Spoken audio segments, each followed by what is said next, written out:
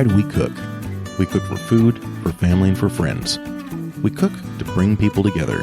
Honey, that looks good. Pardon my fork.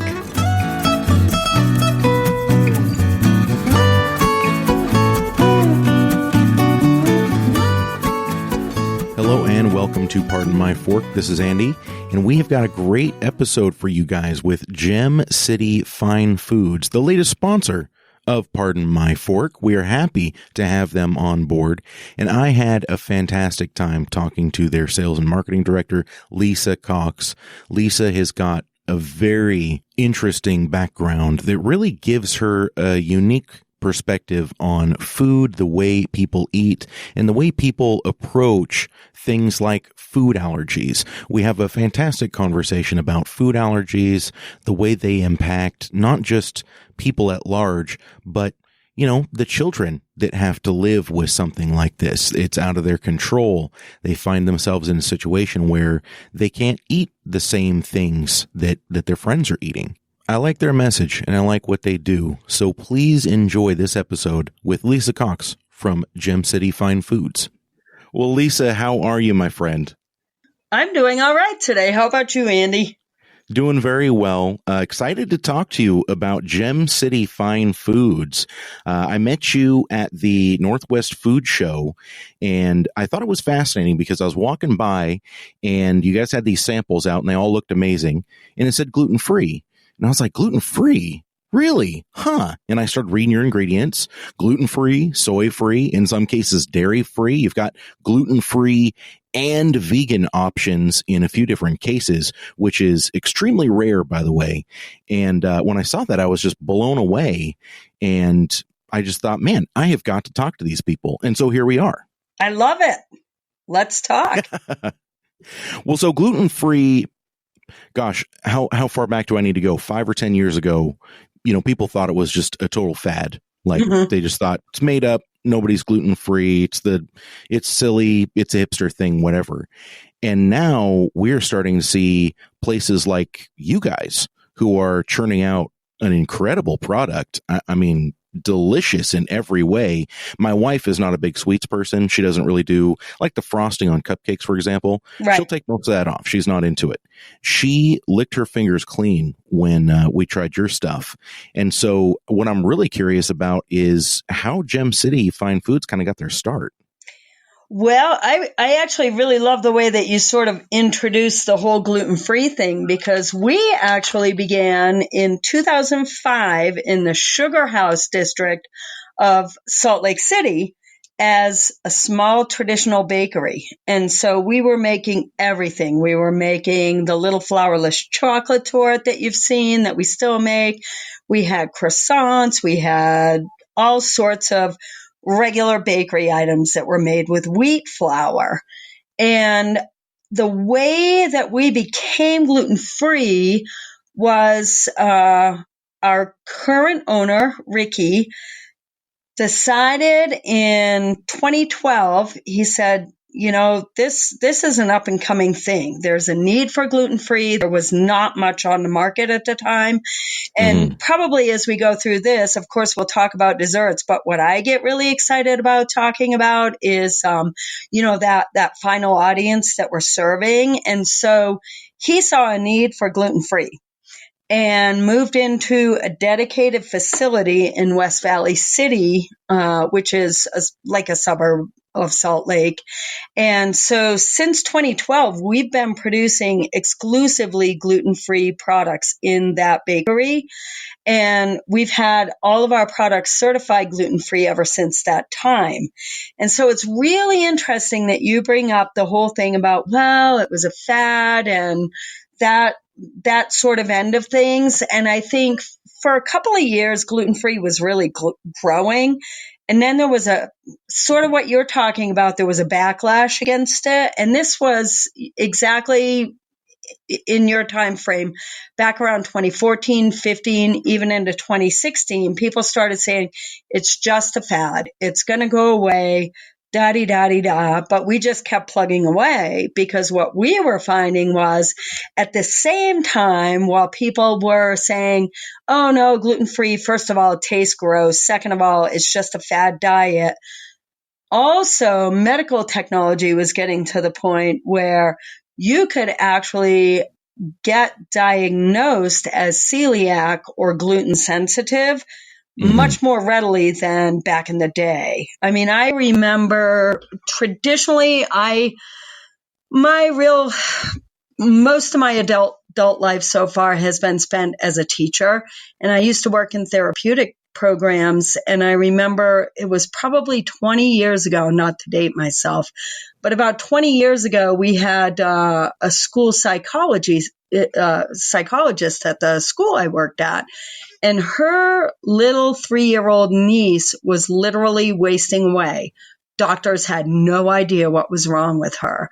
And this was back in the mid-90s.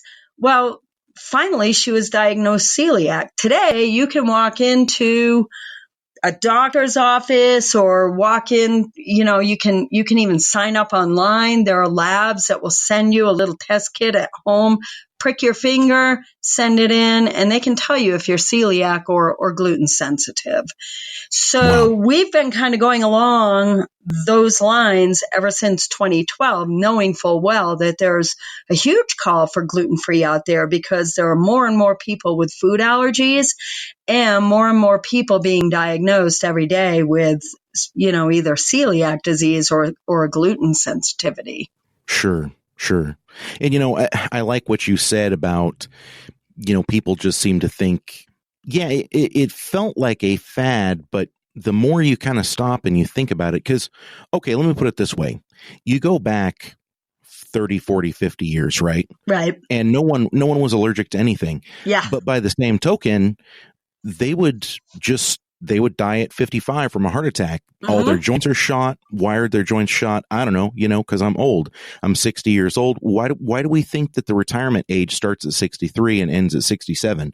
Like we're living longer now than we ever have before. That's true. You look at people's health in the past, well, they just, they got old, their joints were bad, they got fat, and then they died of a heart attack. But now we're starting to see, it might be from some of this different stuff that's going into our system that not all of us can tolerate.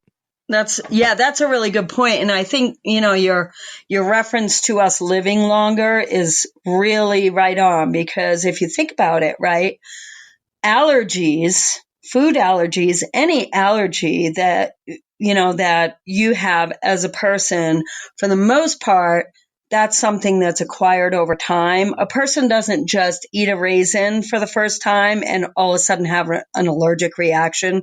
That's not how allergies work. And so maybe part of it is that we're having longer and longer times to put all of these things in our bodies and then have reactions to them. That's probably part of it for some people.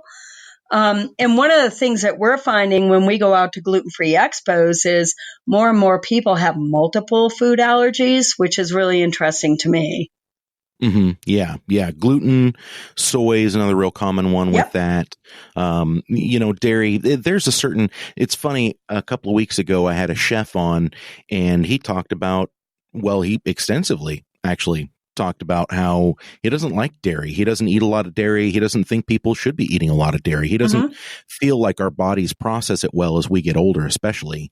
And, butter's one of those things where you can kind of fudge it or talk about it a little bit. Cheese, you've got cultures that are doing things to the milk and changing it in certain ways. But when you get really down to the basics of it, he just said he stays away from milk, period. He does not want to drink milk. He doesn't want to put that in his body. He feels better when he doesn't drink it. And I think a lot of people are finding that gluten is much the same way. Yeah, I think that's a really good analogy. And, there are plenty of people out there who will tell you, oh, I'm lactose intolerant or whatever. I personally am not gluten sensitive, and I am, however, dairy sensitive. And so I stay away from milk. Unfortunately, I stay away from ice cream and milkshakes because I love them. But the older I've gotten, the more I cannot eat those things. But I can still eat some cheese or some butter or yogurt or exactly like what you were saying, the cultured dairy, right? And so that's part of it for people too. And as you know, We have the vegan options, which you've enjoyed. And so let me Mm-hmm. ask you a question, since we're having sort of a conversation on that topic of fat and so on. Veganism has grown by 600% since 2014. And now, plant-based proteins are exploding all over the market. So does everybody have the same reason for going vegan? Not really, right? No, not at all. Not at all. There's some cultural stuff. There's some people that are looking at factory farming going, I don't want to support that. Mm-hmm. There are some people who they have a moral quandary with it. They're looking at animals and saying, I'm not into this. I fall somewhere along that line. I'm not a vegan, but I try to eat as little processed and as locally sourced as possible meat. Mm-hmm. It's just kind of a thing for me. Whenever we go and get meat of any kind, I would prefer that it's one of our chickens that we raise and butcher every year and keep in the freezer, or something out of my freezer that's one of the heritage breed hogs that I got from the local 4-H auction, just stuff like that, things that are community sourced. And I do think that the wave towards veganism has been kind of in light of a lot of the factory farming, people seeing the factory farming. And I do think that at a certain point, veganism, I shouldn't say it quite this way, but I do feel like it's a pendulum swinging in one direction. And if we can start bringing the food processes back to a local level, that you may see the pendulum start to swing back towards center a little bit. Yeah, I think that's a really good point. And I think, the whole local and sustainable movement, it's really important to younger people these days. And so I think we're going to see that pendulum shift not far down the road. I mean, you see it already, and it's partly enhanced, I think, by the ability to go online and order, or the ability to communicate with people more and to know what's out there in your community as far as local meats or local produce. Farmers markets, I think, are on the rise again, because people are seeing not only the factory farming and, monocultural farming that have eaten up our landscape and our soil quality, but we're also seeing that, it's just better if you know where your food came from and you're reducing that carbon footprint of transportation and so on and so forth. I think there's kind of a conundrum, and I realize we're straying a little bit from desserts here, but there's kind of a conundrum out there where everybody, and we face this as a bakery that sells retail, and we also sell online. We have a fan base online that can't get us in a retail store, and so they buy our product online. But it goes, there's sort of this conundrum right now that I think a lot of people out there are experiencing, where they really want local and sustainable, but boy, do they love the convenience of ordering something online while they're on their lunch break at work, right?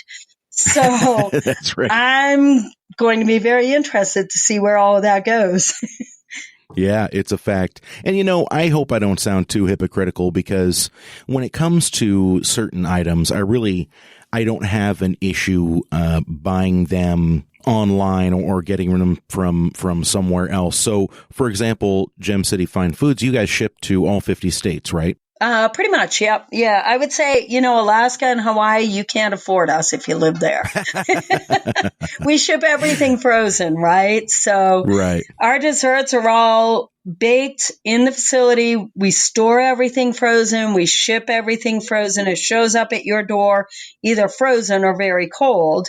And then, when we do the retail thing, if it goes into a warehouse through one of our distributors, it is housed in a frozen warehouse and then moved into the grocery store, the health food store, either into the frozen gluten-free desserts, or a lot of stores will serve right out of the bakery. So it's in the cooler in the bakery. We even did a little experiment with Costco in Utah and Washington State a year or two ago, where we were shipping into their deli department. And so everything was just going straight into the coolers for people to shop there. So I love that, man. Yeah, everybody loved it. You could get, at Costco, you could get 3 of our cheesecakes for the price of 1 in a regular grocery store. That is awesome. Yeah. Well, and so, I mean, we were talking about, where have we gone so far? We've talked about food fads. We've talked about food allergies.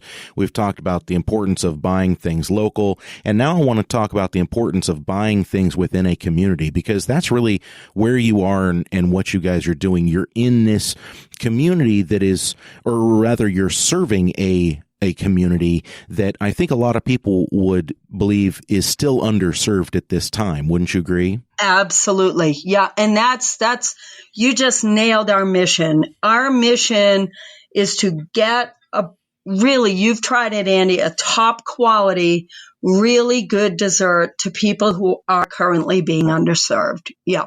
And it is. It's a stunning dessert. I wanted to go whole hog. I wanted to go all in. It would have been easy to just say, yeah, send me a gluten-free something or other, because quite frankly, butter can cover a lot.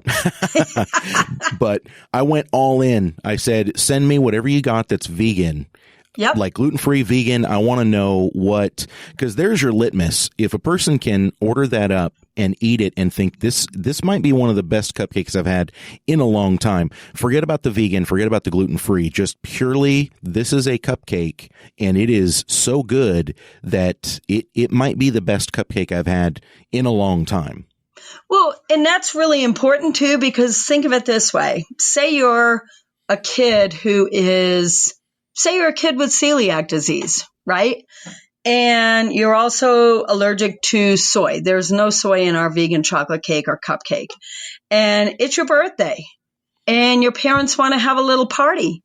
But they're not going to want to give you your own little cake here and draw attention to the fact that you've got to eat something different from what everyone else eats, right? And so gluten-free is getting to a point where there are items out there that appeal to everyone. You don't have to be celiac to like this gluten-free cupcake.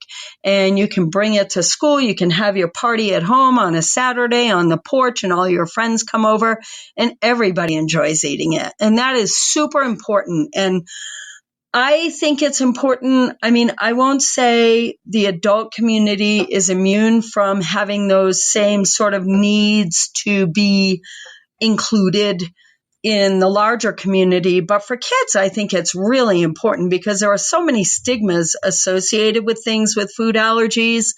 Food allergy bullying is rampant in schools, right? Mm-hmm. And so to be able to have a product out there that everyone in the family can enjoy, or you can bring over to your friend's house and they're going to like it too, and you don't have to worry about being so-called special or singled out or stigmatized in that way. And I think, that speaks certainly to our mission, but I think that gluten-free in general is going in a direction where more and more people can enjoy the product without having to be celiac or gluten intolerant. Right. I would agree. And, some people, they're not celiac, they're not gluten intolerant, but they're trying to lose weight, and when they eat wheat, it holds on to their body. And I've known a lot of people like that where they can pretty much eat anything they want. They just can't eat the wheat. And it's not necessarily because it's the carbs. It's just because there's something about the wheat where it makes them retain water, Uh-huh. And when you have people that are in that situation, maybe they're going into a birthday party or some kind of an occasion where they're thinking, yeah, I'll eat whatever and I'll pay the price tomorrow. How exciting would it be to show up and be like, wait a minute, these are gluten free? This is incredible. No kidding, right? Mm-hmm. And pretty too. We want our stuff to be pretty, right? I mean, everybody likes a treat now and then. Everyone should be able to have one. Yeah, heck yeah. That's right. I like that. I like everything that I'm hearing so far. I really do. I want to get a little bit more into the nuts and bolts of what you do there and how you got your start with Gem City. It sounds like you've been around since, well, right at the beginning.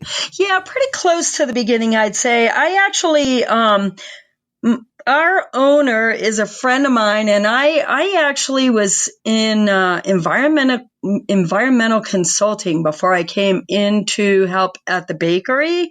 And so I have been living in Western Wyoming, and the job didn't work out. I'll be honest, I was bored stiff. And so I moved back to Laramie, which is my home. It's been my home I grew up in Maine and lived all over northern New England, but I've been in Laramie for 15 or 16 years now. And so I decided to move back, and a friend of ours in common was helping him out at the time, and she kept saying, "Hey, do you want to go manage a gluten-free bakery?" And I'm like, "No, I really do not, because I don't want to move to Salt Lake now that I'm back in Laramie." And so I started out helping him. He also owns, speaking of local and sustainable, a small organic farm here in Laramie, growing vegetables at 7,200 feet, which is challenging. So that's what I started out doing, was helping him out with that. And then it just happened to be in those early stages of the dedicated gluten-free that he was working on his business plan. And he and this mutual friend who was helping out were going to the Women's Business Center to get assistance with the business plan. And it just so happened that the woman they were working with there knew me, because I had come to see her when I was finishing up my master's degree about possibly going into business for myself. And so she said to them, "Hey, don't you know Lisa? Why don't you have her writing this plan? She's a really good writer." So that's how I started getting involved with the bakery, was honestly just helping a friend write a business plan. And then he asked me, because I love people, I'm a social butterfly. "Oh, well, you'd be great on the phone. Why don't you do part-time sales for the bakery?" And so that's really kind of how I got my start with the bakery. I'm not gluten intolerant. I'm not celiac. I'm not anything except for, like I had said earlier, I have problems with dairy, but I'm a real foodie. I loved what we produced in terms of the quality and the flavor of the desserts, although on a personal level, I would rather eat a bag of potato chips than a chocolate torte. But, that's my dessert of choice. But, so it helps me not gain too much weight at work anyway. So that's kind of how I started out. And from there moved into full-time sales and marketing, and it took me a couple of years. I'll be brutally honest that I did not understand that community or that need out there, or really even our mission statement. It took me a couple of years to really grab on to that whole concept and really start to understand that we are feeding a very unique community, a very special product. And I can't tell you wouldn't be able to drag me away from the place now. I mean, I am 100% committed. Oh, yeah. Yeah. I think that probably for me, the first time I met a kid with celiacs talking about how he could finally eat something that tastes good, that probably would have set it in stone for me. But, you said that you had a master's degree, right? I have a few. Yeah. We don't have to talk about those. Oh, wow. No, I'm genuinely curious now. Just run through the list for me. Okay, so I started out in history and social studies education many years ago. So I started there, and I was living in New England at the time. Like I said, all over New England. I moved to Burlington, Vermont, which, talk about a hip community. If you've ever been there, it's a great place to live. I've been to the coat factory before. Oh, okay. I think that's a different Burlington, but Oh, yeah. I think there's a Burlington in every single New England state. I wouldn't be surprised. But anyway, so I was in Burlington and teaching there and working with homeless youth. And it was really, really, I really enjoyed it, but I was starting to find that I'm a big fan of the outdoors. And I would go into the mountains and I would smell people's perfume and watch people walk by me in high heels. And I got really freaked out by it. I just said, I've got to go somewhere where there aren't so many people. And so my brother and I did a 3-week road trip out west, and we breezed through Laramie. I had a couple of friends who lived here at the time, and I went back to Burlington. I said, I think I want to be in Wyoming. And so I applied. At the time, I was really heavily involved in politics. It's difficult not to be when you live in Vermont. And I decided, well, maybe I want to go to law school. And so I looked into the law school at the University of Wyoming, and I was accepted, but it was going to be really pricey. So I went into the Master of Public Administration program instead and got a second master's in public administration and environment and natural resources, and taught for a while. And then, I actually had a pretty good gig. I was working part-time. I was working for myself. I was teaching English to foreign students, doing all kinds of fun stuff. One of the fun things I did was I had a friend who found fossilized dinosaur bones on a pipeline that was going through the area. And so they jacketed those dinosaur bones up and brought them back to the Geology Museum here on campus. And then they needed people to take the bones out of the what's called matrix. Basically, you would, I hope she never hears this podcast, the dirt that they're inside the plastic jacket. And so my job for a couple of years was to take these fossilized dinosaur bones out of the jackets and glue them back together.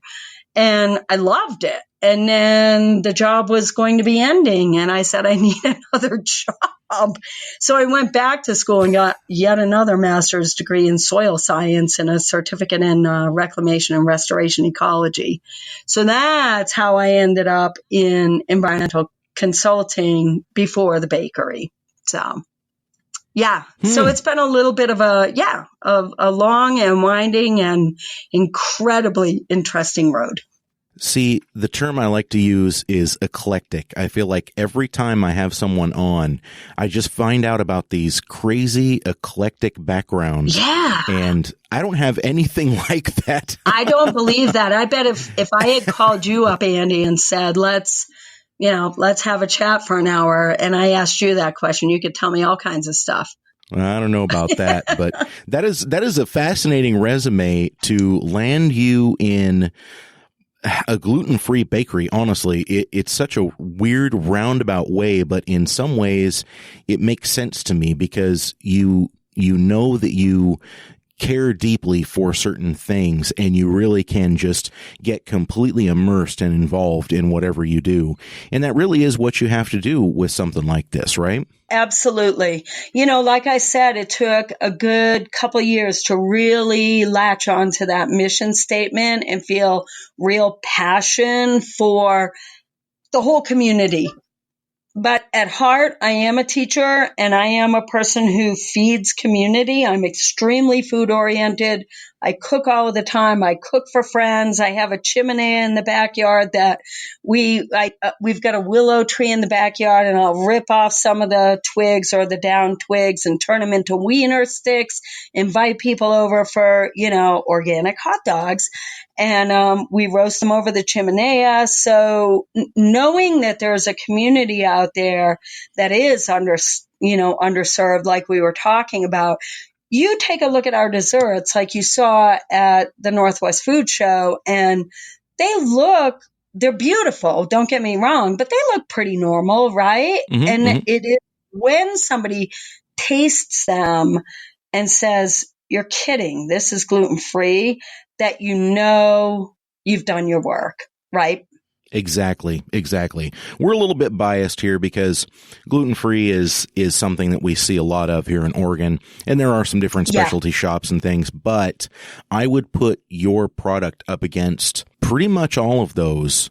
The donuts, the specialty dessert items, stuff like that. You guys are right up there, and it's very impressive. Well, thanks. That definitely makes us feel good. And you're right. The Pacific Northwest, you guys, you get that. You get that need for gluten-free. Where you are in Oregon, I would say, whether we want to call it hipper or whatever, there is definitely an understanding that doesn't exist all over the country necessarily. Mm-hmm. Or the world. What's really interesting to me is a couple of years ago, it's almost 2 years ago, I went to Ireland with a friend. And she had always wanted to go to Ireland. I had always wanted to go to Scotland, but I said, I'll go to Ireland with you because I love to travel. And we had an amazing time. But I will tell you, from day one, we rolled into Dublin. I think we got in at about 6 a.m. And of course, there's all that transatlantic flight. And so you're ready. You think you need a nap and so on and so forth. So we had rented the place we were staying the first couple of nights in Dublin, we had thought ahead to rent it for the night before we got in so that we'd be all checked in when we got there and could go take a nap and then hit the town. Well, we got in to the B&B at about 7 o'clock in the morning, and they insisted, why don't you sit down and have breakfast first? Set us down to this beautiful breakfast. And the first thing I noticed on the menu, every single item on that menu had numbers after it from 1 to 8. Some of them would have a 1 and a 3. Some would have 1, 2, 8. But each one of those numbers reflects one of the top 8 food allergens. So any menu, you go into a fish and chips old pub in Ireland and you see on the menu right there what food allergens are present in those menu items. We have not even got there in this country yet, right? Yeah. So it was amazing, right out of the gate. And then we're both really, my friend and I are history buffs. So we had to hit, of course, every old church and cathedral in every town that we hit in Ireland. I'm not kidding you, gluten-free communion stations. What? I'm not kidding. I was blown away. We don't have that here. No, wow. No. Oh my gosh, that is incredible. Yeah.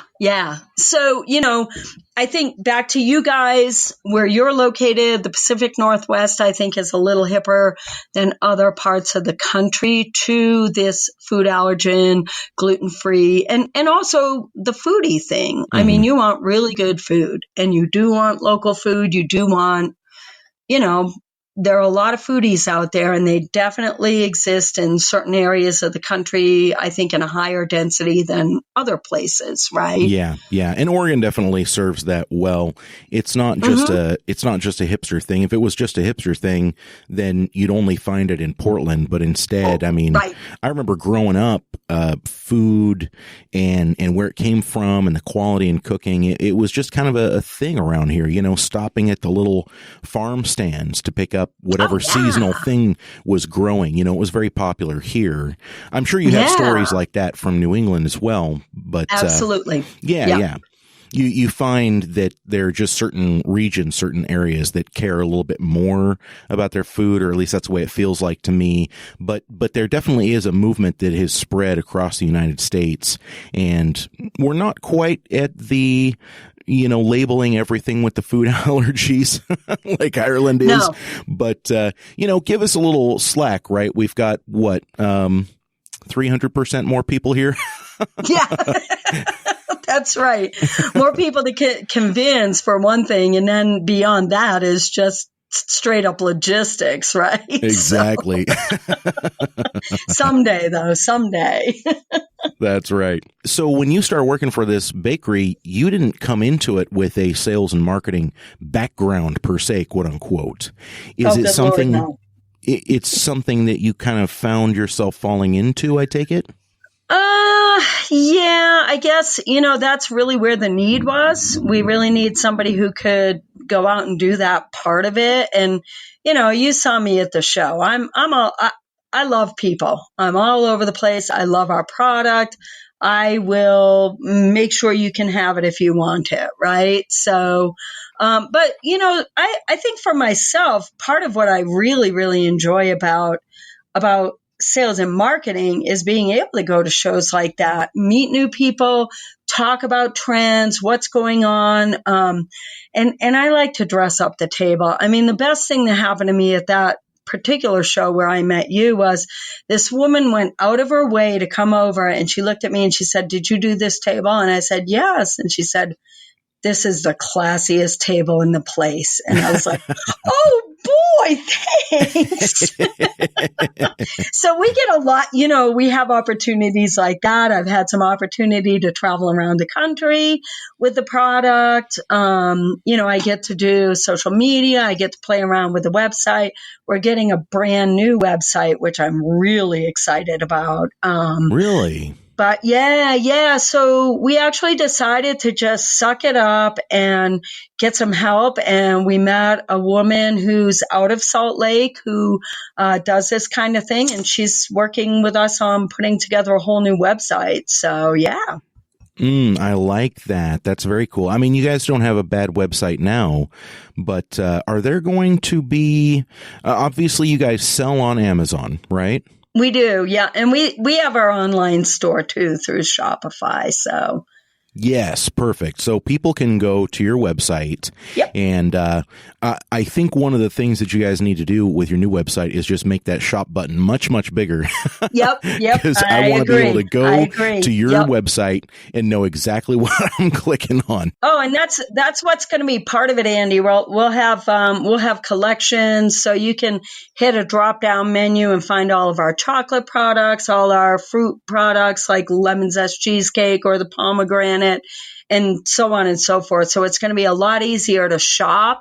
But I also think it's going to be easier to kind of showcase. We've got a pretty aggressive product development program.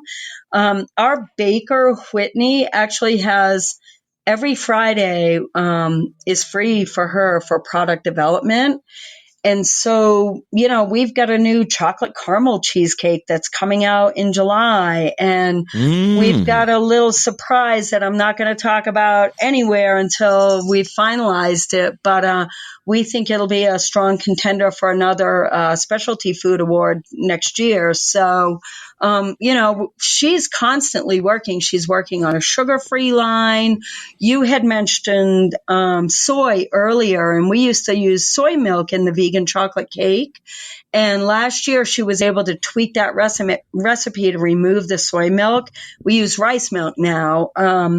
But the only soy that's still in our facility is the soy lecithin that you find in the chocolate, right? Mm-hmm. So some people are soy allergic. Generally speaking, if you're soy allergic, you're not going to be allergic to soy lecithin because the lecithin doesn't contain enough of the protein that actually stimulates that allergic reaction to give most people an allergic reaction, but we just want to get rid of the soy completely. So Whitney is playing around with soy lecithin free chocolate now, and we don't want to compromise the flavor, but she's having some pretty good luck.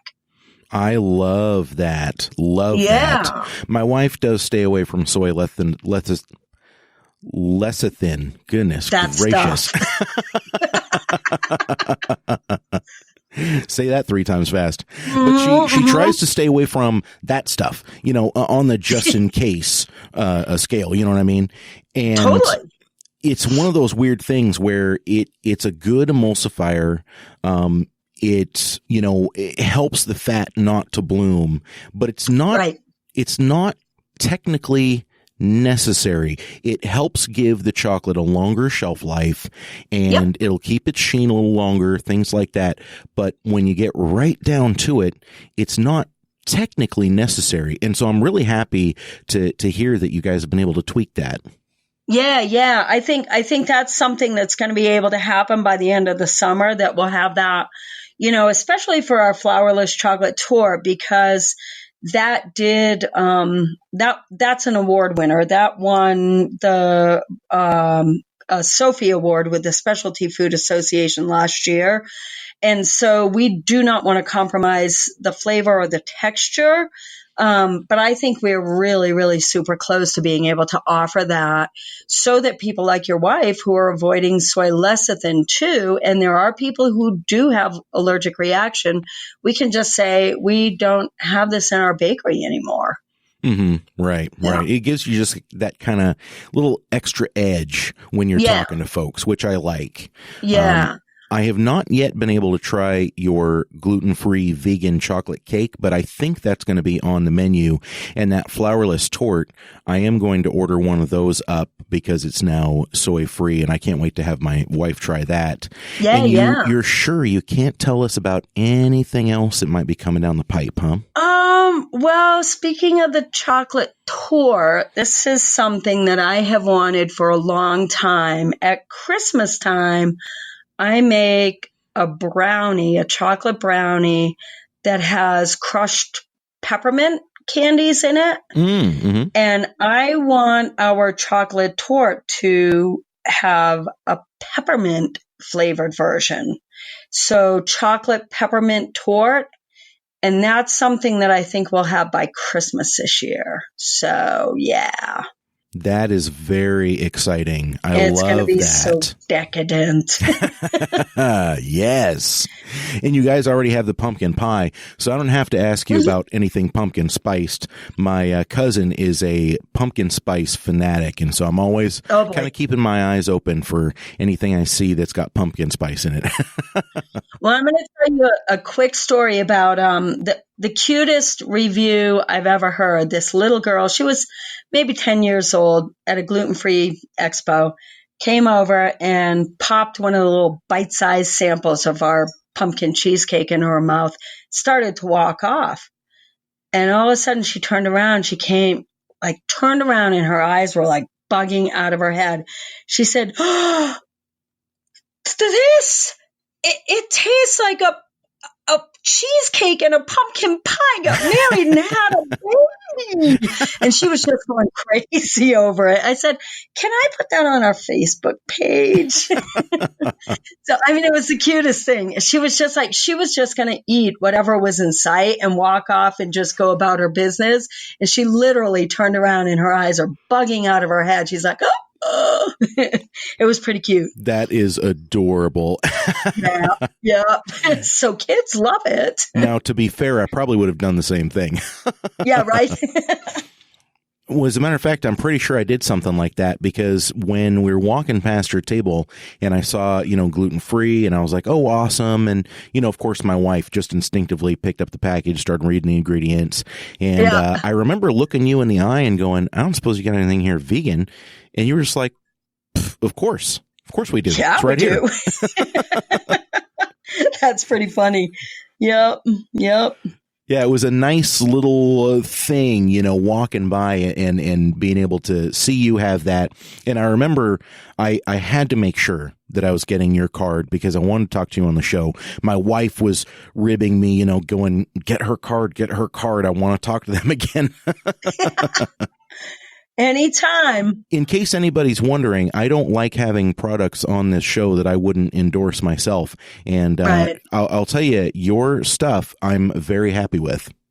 Well, I'm excited to hear that because, breaking into your area, to be honest, when we went up to do the Northwest Food Show, we had no idea what we were going to find, except that our bakery owner, Ricky's best friend, lives there. And so we got to go, they took us out on the town. I got to see so many cool, pop into little bars all over Portland and stuff and eat some really good food.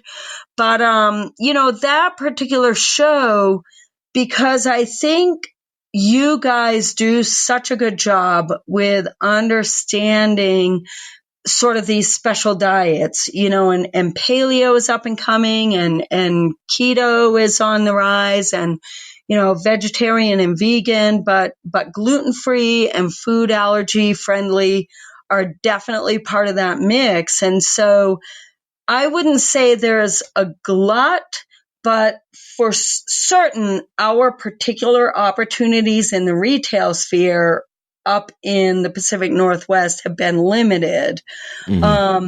So to have somebody who has access to really good gluten-free pretty much any day, you can walk into any store, to sort of compare us with that, it makes us feel good. Yeah, and I would compare you to a lot of them. Of course, I'm a local, and so I will have some of my local things that I'll kind of I don't want to say lean towards. I mean, I would put yours, like I said, I would put yours up against any, but that is an interesting point. It's a difficult market to break into because we've already kind of embraced this whole idea of gluten-free and the allergens and things like that. I didn't really quite think about that, but you're right. That must be a challenge for you guys coming into the Pacific Northwest now.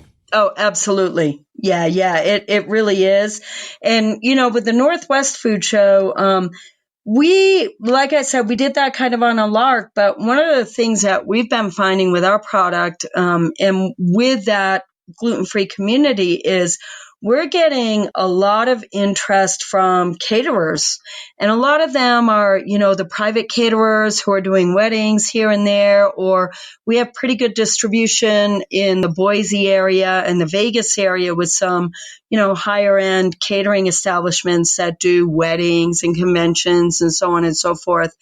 But more and more, we're having people who do these, they do them mostly in the summer or at holiday party time, catering operations they're coming to me and they're saying, okay, so this wasn't happening 3 years ago, but now I've got somebody who wants a wedding for 250 people, and they're telling me that 20 of those people are gluten-free, so I've got to have a gluten-free option, right?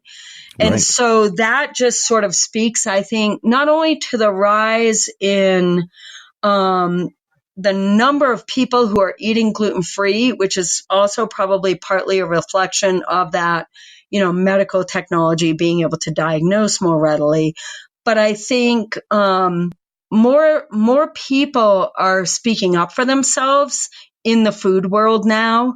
Whereas they used to say, well, I can only eat this because I'm celiac. Now they're saying, hey, wait a minute.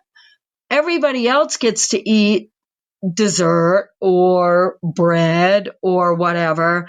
And I want to be able to eat that too. And so there are still plenty of people out there and who maybe feel uncomfortable speaking up for themselves like that. But we're definitely noticing a difference in catering venues and those organizations that handle large parties saying, we've got to have some other options. Right. And you're probably going to find your clients at some point saying something like, yeah, I'll have to order more because we had this as a gluten-free option, and then we had so many people coming by and eating it that gluten-free people didn't get any. Yeah. We'll be happy when that day comes. I mean, it's no joke that, it really is true that gluten-free costs more, right? I mean, it does by nature. Procuring the ingredients are more expensive. Putting everything together is more expensive. And so it's a pricier product that goes out onto the market. And so what a lot of people are choosing to do, at least initially in these catering situations, is to have that as an aside. In fact, I'm going to an art gala this evening, and I'm bringing a couple of gluten-free cakes because the desserts there are not gluten-free. But we all know that there are going to be gluten-free people there. So we're just donating some gluten-free desserts to the cause. But I think down the road, it's going to become mainstream enough, and I hope affordable enough that, restaurateurs, and chefs, and caterers can all find a way to just purchase stuff that is automatically gluten-free and high quality. And, the end customer is willing to pay a little bit more for it. But I would love to see gluten-free options be more affordable down the road for everyone. Oh, yeah, most definitely. Yeah. And I think that it is going to happen. Mm-hmm. We're moving into a time where it just kind of has to happen, and this is not a joke. I'm 100% serious. The last couple of barbecue competitions that I've gone and done, I have made sure that my rub, I'm making it all myself.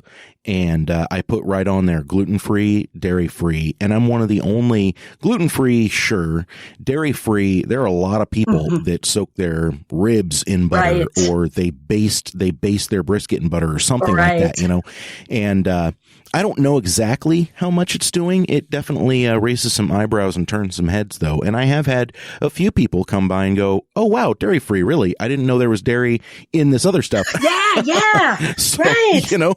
There is that factor, too. No, that's a really good point. And that's true also for gluten-free, right? I mean, how many people don't know that gravies and soy sauce and all that, that stuff's got gluten in it, man. So, label reading, if you're celiac or gluten sensitive, is really important. One of the reasons that we are a dedicated gluten-free facility is that eliminates another possibility for human error, right? I mean, we know of facilities that use wheat or, use peanuts. We are also a nut-free facility. And sure, you can write that on the label that this may contain nuts or it's made in a facility that also uses wheat flour. But if you're someone who's got to eat gluten-free and you go, and even if you see the gluten-free certification seal on something, that doesn't mean necessarily that it's made in a dedicated facility.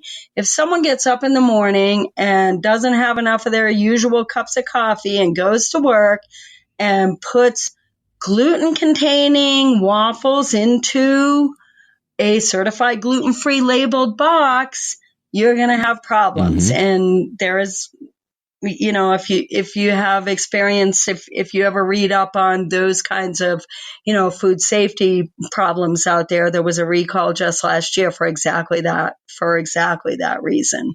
That's a scary thing for a celiac person or a gluten intolerant person to know that something like that can happen.